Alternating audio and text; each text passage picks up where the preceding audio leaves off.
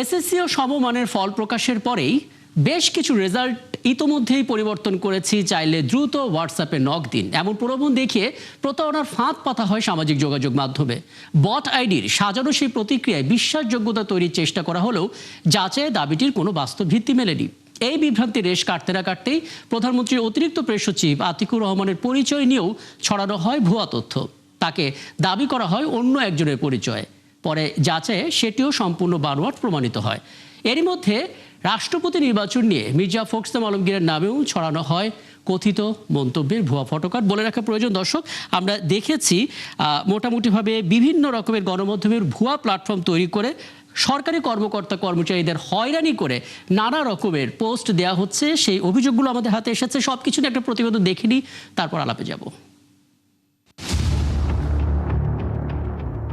একটি Facebook page, একটি মুঠোফোন নাম্বার আর একটি ডোমেইন ব্যবহার করেই তৈরি করা হচ্ছে গণমাধ্যমের নামে বিভিন্ন প্ল্যাটফর্ম। তারপর টার্গেট করা হচ্ছে সরকারের গুরুত্বপূর্ণ পদে থাকা কর্মকর্তা কর্মচারীদের। তাদের বিরুদ্ধে নানামুখী বানোয়াট অভিযোগ ছড়িয়ে দেওয়ার কথা বলে ব্ল্যাকমেইল করার চেষ্টা করা হচ্ছে। ৭১-এর কাছেও এমন অভিযোগ করেছেন অনেকেই। একইভাবে ২০২৬ সালে এসএসসি ও সমমান পরীক্ষার ফল প্রকাশের পরপর এসএসসির রেজাল্ট পরিবর্তন করে দেওয়ার প্রলোভনে সাইবার ৭১ নামের একটি ভুয়া পেজ থেকে চালানো হচ্ছে প্রতারণামূলক প্রচারণা। শিক্ষা বোর্ডের মাধ্যমে রেজাল্টে পরিবর্তন আনার দাবি করে যোগাযোগের জন্য হোয়াটসঅ্যাপ নম্বর দেওয়া হলেও প্রচারিত রেজাল্টের কাগজ ও দাবির সত্যতার কোনো নির্ভরযোগ্য প্রমাণ নেই। পোস্টটির মন্তব্য ও প্রতিক্রিয়াতে অসংখ্য সন্দেহজনক বট আইডির উপস্থিতি দেখা যায়, যা সম্পূর্ণ সাজানো প্রচারণার ইঙ্গিত দেয়। ওদিকে বিভ্রান্তি আরও বাড়ে যখন প্রধানমন্ত্রী তারেক রহমানের পাশে দাঁড়ানো ব্যক্তিকে পলাশকান্তি দে দাবি করে সামাজিক যোগাযোগ মাধ্যমে একটি ছবি ছড়িয়ে দেওয়া হয়। বিভ্রান্তিকর এই পোস্টটিতে ৩,০০০ মানুষ প্রতিক্রিয়াও জানায়। তবে রিউমার স্ক্যানার টিম ছবিটি যাচাই করে জানায় ওই ব্যক্তি পলাশকান্তি দে নন, তিনি প্রধানমন্ত্রীর অতিরিক্ত প্রেস সচিব আতিকুর রহমান রুমন। ফলে পরিচয় নিয়ে প্রচারিত দাবিটি সঠিক নয়। গুজব এখানেই শেষ নয়। রাষ্ট্রপতি নির্বাচনকে ঘিরে মির্জা ফখরুল ইসলাম আলমগীরের নামে ভুয়া মন্তব্যের একটি দাবি ছড়ানো হয়েছে সোশ্যাল প্ল্যাটফর্মগুলোতে। তবে অনুসন্ধানে তার এমন কোনো বক্তব্যের কোনো নির্ভরযোগ্য প্রমাণ মেলেনি। বরং তিনি নিজেই রাষ্ট্রপতি পদে মনোনয়ন সম্পর্কে কিছু জানেন না বলে জানিয়েছেন। প্রচারিত ছবিটিও সাম্প্রতিক নয়, এটি গত ১ মে নয়াপল্টনে শ্রমিক দলের সমাবেশে বক্তব্য দেওয়ার সময় তোলা একটি ছবি। ফলে পুরনো ছবির সঙ্গে বানোয়াট মন্তব্য জুড়ে রাষ্ট্রপতি নির্বাচনকে ঘিরে বিভ্রান্তি ছড়ানো হয়েছে। দর্শক, আজকের অপতথ্যগুলো যাচাই করতে গিয়ে দেখা গেল সামাজিক যোগাযোগ মাধ্যমে বিভ্রান্তি ছড়াতে ধারাবাহিকভাবে প্রচার করা হচ্ছে নানা গুজব। যথারীতি রাষ্ট্র ও সরকার ব্যবস্থাকে ঘিরেই ছড়ানো হচ্ছে অধিকাংশ গুজব। এসব গুজবের ফাঁদে না পড়তে যাচাই ছাড়া কোনো তথ্য প্রচার বা বিশ্বাস না করার পরামর্শ বিশ্লেষকদের। সায়ক দাস, ৭১। আমরা প্রতিবেদনটা দেখে নিলাম এবং আগে জানিয়েছে আমাদের সঙ্গে যুক্ত আছেন সাবেক প্রেস সচিব শফিকুল আলম। কথা বলে চলুন। জনাব শফিকুল আলম, আপনাকে আমন্ত্রণ জানাচ্ছি, কৃতজ্ঞতা আপনি আমাদেরকে সময়টা দিচ্ছেন এবং একটা সংকট আপনার সাথে শেয়ার করি, তারপর সেখান থেকে একটা পরামর্শ আপনার কাছ থেকে চাইবো, কারণ ইদানিংকালে এটা সবচেয়ে বেশি আমরা দেখতে পাচ্ছি। আমাদের কাছে অনেক অভিযোগ এসেছে যে একটা ফেসবুক আইডি, সাথে একটা মুঠোফোন নাম্বার এবং একটা ডোমেইন, সবকিছু নিয়ে একটা গণমাধ্যম, নামধারী একটা গণমাধ্যম তৈরি করা হচ্ছে। তার একটা ভালো শিরোনামও দেওয়া হচ্ছে গণমাধ্যমের একটা নাম, তারপর তালিকা ধরে রাষ্ট্রের গুরুত্বপূর্ণ ব্যক্তি, সরকারি কর্মকর্তা কর্মচারীদের ফোন নাম্বার কালেক্ট করা হচ্ছে। তারপর তাদেরকে ফোন করে বলা হচ্ছে আপনার নামে অমুক অমুক গুজব আছে, এগুলো কিন্তু আমরা ছড়িয়ে দেব, যদি আপনি চান, যদি ছড়িয়ে না দিতে চাই তাহলে এমন কিছু অ্যামাউন্ট আমাদেরকে দিতে হবে। অর্থাৎ রীতিমতো ব্ল্যাকমেইল চলছে গণমাধ্যমের নামটাকে ব্যবহার করে, এবং এই অভিযোগগুলো আমাদের কাছে আসছে। আপনি একজন সিনিয়র সাংবাদিক, প্রেস সচিব হিসেবে দায়িত্ব পালন করেছেন, দুটো দৃষ্টিকোণ থেকে সমাধানটা কি হতে পারে একটু বলবেন? না, এটা তো খুবই বলতে হবে যে এটা খুবই কনসার্নিং একটা ইস্যু। এটা ম্যাটার অফ বিগ কনসার্ন। কেননা আমি রাষ্ট্রের যারা রাষ্ট্রের ব্যুরোক্রেট আছেন, মন্ত্রীরা আছেন, তাদের নামে অহরহ তো আমরা দেখছিলাম যে fake news, miss information, disinformation ছড়ানো হচ্ছে। বাট এখন যেটা হচ্ছে যে এইটাকে আবার কেউ কেউ এটাকে পুঁজি করে অনেক ধরনের ব্ল্যাকমেল করারও চেষ্টা করছে। এটা খুবই ইটস এ ক্রিমিনাল অ্যাক্ট, এবং এটা আমার মনে হয় যে আমাদের এই বিষয়ে পুলিশি ব্যবস্থা নেওয়া উচিত। যারাই আছে এটা স্বচ্ছ তদন্তের মাধ্যমে এদেরকে আইনের আওতায় আনতে হবে। এখানে ছাড় দেওয়ার কিছু নাই, কেননা পুরো জিনিসটাই করা হচ্ছে যে আপনাকে এক ধরনের ব্ল্যাকমেলিং করার জন্য। তো কারো তো ব্ল্যাকমেলিং তো ইজ এ ক্রাইম, এটাকে অবশ্যই সেভাবে অ্যাড্রেস করা উচিত। আর গভর্নমেন্টের তরফ থেকে সত্যিকার অর্থে এই বিষয়গুলো আরো সিরিয়াসলি ডিল করা উচিত। আমার মনে হয় যে পুলিশের যে ইউনিটটা আছে আমাদের এখানে, এনটিএমসি এটা কিছুটা দেখে, কিন্তু এনটিএমসির বিষয়টা হচ্ছে এনটিএমসি এটা নিয়ে আপনি জানেন এনটিএমসি মানে ন্যাশনাল টেলিকমিউনিকেশন মনিটরিং সেন্টার, ওরা এটা নিয়ে ফেসবুকের সাথে কথা বলে। বাট পুলিশের তরফ থেকে আমার মনে হয় আমাদের আরো বড় একটা সাইবার ইউনিট দরকার, ছোট না, যেটা ব্যাপ্তিটা একদম ডিস্ট্রিক্ট লেভেল পর্যন্ত থাকবে। কেননা আমরা একটা বড় জিনিস দেখছি যে শুধুমাত্র যে একজন কর্মকর্তা মানে মন্ত্রী বা একটা পলিটিশিয়ান বা একটা হেড অফ দ্য গভর্নমেন্ট বা মাননীয় প্রধানমন্ত্রীর আশেপাশের লোকজন এটার দ্বারা এফেক্টেড হচ্ছেন তা না, গ্রামে গঞ্জেও অনেক লোক এটার দ্বারা এফেক্টেড হচ্ছেন, অনেক ডিস্ট্রিক্ট লেভেলের ইউনিয়ন লেভেলের পলিটিশিয়ান এটার দ্বারা এফেক্ট হচ্ছে এবং এদেরকে ব্ল্যাকমেইলও করা হচ্ছে। তো এটার জন্য এই বিষয়গুলো যথেষ্ট মনিটরিং এর আওতায় আনা খুবই জরুরি, এবং এই বিষয়ে আমার মনে হয় যে পুলিশ তার যে সাইবার ইউনিট আছে সেটা খুব অ্যাক্টিভেট করা উচিত এবং এটাকে আরো বিস্তৃত করা উচিত। আর প্রাইভেটলি আমার মনে হয় যে আমাদের প্রত্যেকটা পত্রিকারই প্রত্যেকটা টিভিরই ফ্যাক্ট চেক ইউনিট থাকা উচিত। তারা এই কাজটা করতে পারে, এতে জনগণের উপকার হবে, যেটা দি ডিসেন্ট করছে, রিউমার স্ক্যানার করছে, ফ্যাক্ট ওয়াচ করছে, আপনারা ৭১ টিভি করছেন।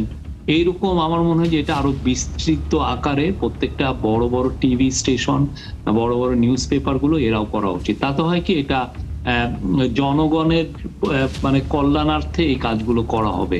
বাংলাদেশে সোশ্যাল মিডিয়ার বিস্তার শুরু হয় ২০০০ সালের পরেই, প্রথমে অনলাইন, তারপরে ব্লগ, তারপরে যেটা আসে যে ফেসবুক, ইনস্টাগ্রাম, হোয়াটসঅ্যাপ, টেলিগ্রাম।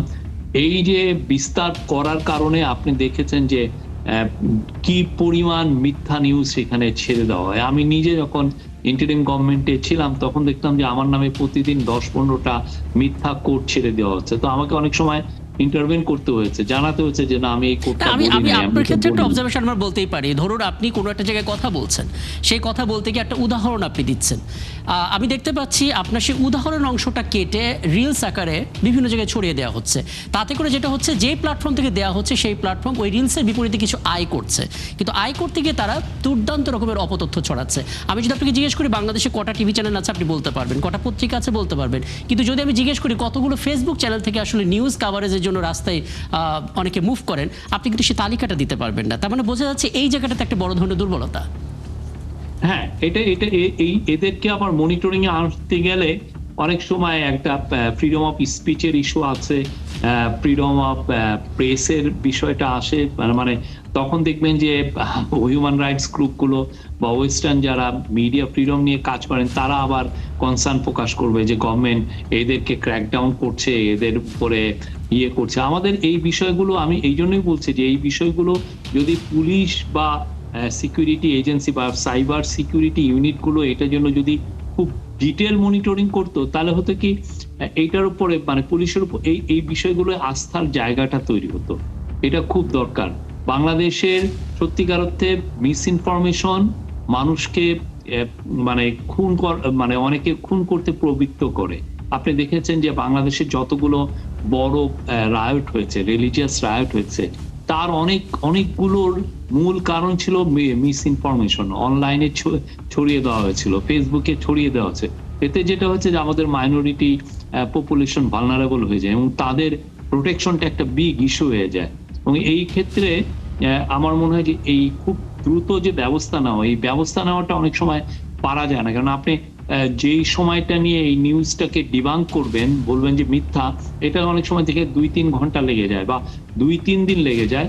কিন্তু ইন দ্য মিন টাইম যেটা হয় যে ওই এত বিদ্যুৎ গতিতে এই নিউজটা ছড়িয়ে যায়, ফেক নিউজ, যে ওইটার একটা বড় রকমের জন অসন্তোষ তৈরি করে বা এক ধরনের মানুষকে ফুসলিয়ে তুলে।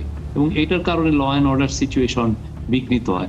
তো আপনি দেখেছেন যেটা আমাদের সময় একটা মাইনরিটি ইয়ের একজন হিন্দু ছেলেকে, গার্মেন্টস ওয়ার্কারকে কিভাবে পুড়িয়ে মারা হয়েছে, এটারও আপনি যদি পিছনে যান বা এর আগে অনেকগুলো রায়ট যদি দেখেন, আপনার মনে আছে 2012 সালে কক্সেস বাজারে বুদ্ধিস্টদের যে রায়ট বিরুদ্ধে যে জি। মানে এই পরিমাণ একটা ঘৃণা ছড়ানো হয়েছিল, তারপরে 11টা টেম্পলে অ্যাটাক হয়েছে, হাজার হাজার যে বুদ্ধিস্ট রংপুরের জনগণ পীরগঞ্জে ঘটনা তো আমরা affected। সবাই জানি আর কি। জি। হ্যাঁ, নাসিরাবাদে আপনি জি। দেখেন বা 2021 সালে চাঁদপুর আর কুমিল্লাতে যেটা হচ্ছে, এগুলোর মূলটা দেখবেন যে ফেক নিউজ ছড়ানো হচ্ছে ইয়েতে, ফেসবুকে। আমাদের এই বিষয়ে সত্যিকার অর্থে গভর্নমেন্টের সক্ষমতাটা বাড়ানো খুবই জরুরি হয়ে পড়েছে। সিকিউরিটি এজেন্সিগুলোর সক্ষমতা বাড়ানো খুবই, কেননা আপনার রুল অফ ল এস্টাবলিশ করতে হলে আপনার ফেক নিউজের বিরুদ্ধে শক্ত অবস্থান নিতে হবে। আচ্ছা, একটা বিষয় আপনার সাথে একটু শেয়ার না করে পাচ্ছি না। আপনি নিজেও জানেন যে অপতথ্য একটা গ্লোবাল প্রবলেম, বৈশ্বিক সংকট। আমরা সব দেশে এই বৈশ্বিক সমস্যাটা দেখেছি এবং দেখতে গিয়ে দেখেছি প্রায় সব দেশে অপতথ্যটা রাজনৈতিকভাবে ব্যবহার করা হচ্ছে। আমরা মার্কিন নির্বাচনের সময় দেখেছি ডোনাল্ড ট্রাম্পের বিপরীতে যিনি আছেন তার এআই ভার্সন দিয়ে ভিন্ন ক্যাম্পেইন পরিচালনা করতে। আমরা ভারতেও এটা দেখেছি, আমরা বাংলাদেশেও দেখতে পাচ্ছি, বট আইডি নাম শুনতে পাচ্ছি। রাজনৈতিক দলগুলো একজন আরেকজনকে আক্রমণ করছে, তৃণমূল পর্যায়ে নেতা কর্মীরা সাধারণত এই অপতথ্য ছড়িয়ে। যেখানে রাজনৈতিকভাবে অপতথ্য ব্যবহার করা হচ্ছে, সেখানে আসলে অপতথ্য দূর করাটা কতটা চ্যালেঞ্জিং হয়ে যায়? না, এটা তো খুবই চ্যালেঞ্জিং। এটা শুধুমাত্র যে বাংলাদেশের কনটেক্সটে না, পুরো জি। গ্লোবালি এটা খুব চ্যালেঞ্জিং। বাট ওদের যেটা হয়েছে কি, যারা রেসপন্সিবল মিডিয়া যারা আছে, তারা এই জিনিসটাকে তারা খুব ভালোভাবে হ্যান্ডেল করতে পারে, বলে দেয় যে এটা মিথ্যা নিউজ হয়েছে বা এটা এআই দিয়ে বানানো একটা মিথ্যা বিষয়। তা আমাদের উচিত এই বাংলাদেশে বিদেশি যে এক্সপেরিয়েন্স গুলো, সেগুলোকে আমাদের এখানে রেপ্লিকেট করা, আমরা যাতে ওই এক্সপেরিয়েন্স গুলো এখানে কাজে লাগাতে পারি। আমেরিকান ইলেকশন বা যেগুলো ডেমোক্রেটিক কান্ট্রি গুলোতে দেখা যায় যে তাদের যে রাইভাল অন্যান্য দেশগুলো অনেক সময় ইচ্ছা করে মিথ্যা নিউজ ছড়িয়ে দেয়, যাতে তারা যে ক্যান্ডিডেটকে পছন্দ করে সেই ক্যান্ডিডেট যাতে জিতে আসে। এই জিনিসটা কিন্তু ওদের যে আপনি- সোসাইটি সিরিয়াসলি নিচ্ছে এবং হ্যাঁ। এটা তো বাংলাদেশের ক্ষেত্রে একটা এক্সট্রা ডাইমেনশন আছে এখানে।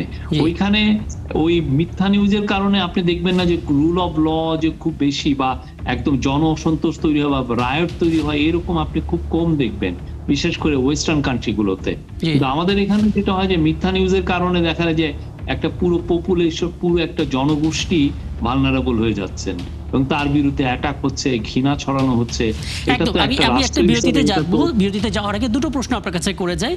প্রথম কথা হচ্ছে, ভিকটিম সাপোর্ট নিয়ে কোনো কথা আমরা তেমন শুনি না। অর্থাৎ একজন মানুষকে যখন অপতথ্য ছড়িয়ে হয়রানি করা হলো, তার যে মানসিক অবস্থা, কেউ কেউ সুইসাইড করেন অথবা সুইসাইডের অ্যাটেম্পও নেন, ভিকটিম সাপোর্টটা এখানে কতটা জরুরি? এবং দ্বিতীয় বিষয় হচ্ছে, অনেকগুলো স্টেক হোল্ডার আছে, সরকার, রাষ্ট্র, নানা কিছু, কিন্তু মানুষের সচেতনতার প্রয়োজন আছে, তাদের কিন্তু একটু অভিজ্ঞ হতে হবে। সেই জায়গা থেকে আসলে লিটারেসি নিয়ে কি করা যায়, এই দুটো নিয়ে আলাপ করবো। আমরা তো গুজব নিয়ে কথা বলি, কিন্তু যিনি গুজবের শিকার হয়েছেন তার যে মানসিক অবস্থা, সেটা নিয়ে আমরা খুব একটা বেশি আলাপও করি না। এবং যিনি গুজব ছড়িয়েছেন তাকে যে শাস্তির আওতায় আনা হয়েছে, তার হাতে হাত করা পড়েছে, এমন দৃষ্টান্ত খুব একটা দেখি না। তো যারা আসলে সাফার করছেন, অপতথ্যের শিকার হচ্ছেন, হয়রানির শিকার হচ্ছেন, তাদের তো একটা ভিকটিম সাপোর্টের প্রয়োজন। কি বলবেন আসলে? না, ভিকটিম সাপোর্ট তো অবশ্যই প্রয়োজন। এট দ্য সেম টাইম তাদের যে নিউজগুলো থেকে যায়, অনেক ক্ষেত্রে দেখা যায় যে ইভেন স্ট্যাবলিশ নিউজ পেপার বা স্ট্যাবলিশ ওয়েবসাইট একজনের নামে মিথ্যা নিউজ দিলেন, ওই জি। নিউজটা তো থেকে যাচ্ছে। তো এই নিউজটা ধরেন সরকারি এক কর্মকর্তাকে ওই পত্রিকা টার্গেট করলো তার নিজস্ব স্বার্থে, ওই পত্রিকাকে টার্গেট করে ওই কর্মকর্তাকে ফোর্স করা যে যাতে ওই মানে পত্রিকার যে ওনারের কোনো বিজনেসে কোনো জন্য বেনিফিট পাওয়া যায়, এরকম। তো কিন্তু দেখা যায় যে সে হয়তোবা ইভেনচুয়ালি ওই পত্রিকাগুলো ওই রিপোর্টগুলো সরায় না। মিথ্যা নিউজ আমরা বুঝতে পারছি, মিথ্যা নিউজ, এই মিথ্যা নিউজগুলো সারা জীবনের জন্য থেকে যায়। তো ওই লোকগুলো, যিনি হয়তোবা সৎ একজন কর্মকর্তা, তার ছেলে মেয়েদের কি ইম্প্যাক্ট হয় আপনি একটা বুঝেন। ঠিক একদম। তেমনি ফেসবুকের মাধ্যমে এটা হয়। আর আমরা তো দেখেছি যে মিথ্যা নিউজের কারণে আমাদের যারা মাইনরিটি আছেন এবং আমাদের যারা ইয়াং বাচ্চা ছেলে মেয়েরা আছেন, তারাও ভালনারেবল হয়ে যান। অনেকে এই মাধ্যমে তাদেরকে এক ধরনের প্যাবেটিং করা হয় সুইসাইডের জন্য। তো এই বিষয়গুলো আমি আবারও বলছি, এই বিষয়গুলো পুরোপুরি পুঙ্খানুপুঙ্খভাবে যে তদন্ত করে দেখা যে হু ইজ রেসপন্সিবল, ওইটা কি কতটা ডেলিভারিটলি করা হয়েছে, এই ক্রাইমগুলোকে খুব ভালো দ্রুত তদন্ত করে এটার ব্যবস্থা নেওয়া, যাতে মানে ভিকটিম সাপোর্টটা আপনি দিবেনই পরে, জি। But at the same time মানুষ যাতে বুঝে যে এই ধরনের নিউজ হলে আপনি প্রোটেক্টেড, গভর্নমেন্ট আপনাকে প্রোটেকশন দিবে, এটা খুবই ইম্পর্টেন্ট। এই জায়গাগুলো আসলে আমরা পুরোনো ধ্যান ধারণার ক্রাইমের মধ্যেই আছি। ক্রাইম যে নিত্য নতুন ভাবে তৈরি হচ্ছে, নতুন নতুন ক্রাইম আসতেছে, সেই ক্রাইমের দিকে আমাদের লক্ষ্য নেই। বিশেষ করে ফেসবুক, ইনস্টাগ্রাম, হোয়াটসঅ্যাপ বা ইউটিউব বা টিকটক, এদের মাধ্যমে যে মিথ্যাগুলো ছড়ানো হয় বা এআই এর মাধ্যমে, এতে অনেকের লাইফ ধ্বংস হয়ে যায়, একদম। ডেলিভারেটলি ডিস্ট্রয় করে দেওয়া হয়। তো এই লোকগুলোকে তো আমাদের প্রোটেকশন, গভর্নমেন্টের মানে স্টেটের, রাষ্ট্রের উচিত প্রোটেকশন দেয়। আর এই প্রোটেকশন দিতে গেলে রাষ্ট্র যে মেকানিজমটা দরকার, সেই মেকানিজমটা এখনো অনুপস্থিত। আমাদের খুবই সফিস্টিকেটেড, টেক স্যাভি আমাদের সাইবার সিকিউরিটি ইউনিট থাকবে, যারা এই ধরনের এই সমস্ত কেসে প্রোটেকশন দিবে। সবশেষ আরেকটা বিষয়টি জেনে নিই, আপনারা যখন অন্তর্বর্তী সরকারের আমলে ছিলেন, আমরা তখন একটা ফেসবুক পেজ পেয়েছিলাম, সিএ প্রেস উইং ফ্যাক্টস এই নামে, এবং প্রায় প্রতিদিনই সেখানে এত পরিমাণ অপতথ্যের ফ্যাক্ট চেক করা হতো এবং আমরাও সেখান থেকে বাছাই করে কিছু প্রচার করতাম, এবং এটা প্রমাণ হয় যে পরিমাণ অপতথ্য ছড়াচ্ছে তার বিপরীতে ফ্যাক্ট চেকারদের সংখ্যা সত্যিকার অর্থে কম। কিভাবে বাড়ানো যায়? সলিউশনটা কি হতে পারে? সলিউশনটা মাল্টিপ্রং অ্যাপ্রোচে যেতে হবে। প্রথম অ্যাপ্রোচটা হলো যে আপনি প্রাইভেট সেক্টর কে আপনাকে ইনভলভ করতে হবে, বিকজ সরকার একা এটা পারবে না। এটা একটা খুবই ইম্পর্টেন্ট জিনিস। প্রাইভেট সেক্টরে কারা আছেন, আপনি এমনি ইন্ডিভিজুয়াল ফ্যাক্ট চেকার আছেন, ইন্ডিভিজুয়াল ফ্যাক্ট চেকিং কোম্পানি আছেন বা ফার্ম আছেন, তাদেরকে আপনি ইনভলভ করতে পারেন। আর আরেকটা হচ্ছে যে ইউনিভার্সিটি গুলোকে আপনি এনকারেজ করতে পারেন, তারা যেন তাদের ডিপার্টমেন্ট গুলোতে, যেগুলো media unit, media and communication যেগুলো ডিপার্টমেন্ট আছে, তারা একটা ফ্যাক্ট চেকিং ইউনিট করতে পারে, যেটা ইউল্যাব করেছে। আর একটা হচ্ছে যে প্রত্যেকটা বড় বড় পত্রিকাগুলোকে এনকারেজ করা, এবং সেক্ষেত্রে গভর্নমেন্টের কিছু ফান্ডও অ্যালোকেট করতে পারে। বিদেশে এটা হচ্ছে যে আমরা একটা বড় পত্রিকা, আপনি ৭১ এই কাজটা করছেন, আমি ৭১কে আমি আলাদা একটা ফান্ড দিলাম, 2 কোটি টাকার ফান্ড দিলাম, ওরা এই কাজটা করলো। কারণ গভর্নমেন্ট সবসময় কাজ করাটা ঠিক অনেক ক্ষেত্রে ঠিক না। আরেকটা হচ্ছে যে গভর্নমেন্টের যেগুলো মিডিয়া রিলেটেড প্রতিষ্ঠান আছে, সেই প্রতিষ্ঠানগুলো অনেক বেশি পুরনো ধ্যান ধারণার উপর দাঁড়িয়ে আছে। তারা ওই মিডিয়া ট্রেনিং দেয়, তারা অনেক ক্ষেত্রে মিডিয়া লিটারেসি বাড়ানোর জন্য কাজ করে, গভর্নমেন্টের একটা প্রোপাগান্ডা আর্ম হিসাবে কাজ করে। কিন্তু এদের ফ্যাক্ট চেকিং এর বড় বড় ইউনিট থাকা উচিত। এটা পিআইবি একটা করেছে, বাট এদের আপনি যদি দেখবেন যে ফ্যাক্ট চেকিং খুবই অপ্রতুল, দিনে একটা বা 2 দিনে একটা করে। তো এটা তো হয় না, প্রতিদিন তো ধরেন মিথ্যা news, fake news, disinformation, misinformation দিনের পক্ষে 1-2 হাজার হয়, তার মধ্যে 10-15টা তো ভাইরাল হয়ে যায়। এই ভাইরাল গুলোকে যেভাবেই হোক আমাদের কমব্যাট করতে হবে। এটার জন্য institutional capacity both in the private sector and also in the public sector, এখানে আমাদের বাড়াতে হবে। এটা ছাড়া আমাদের কোনো বিকল্প নাই।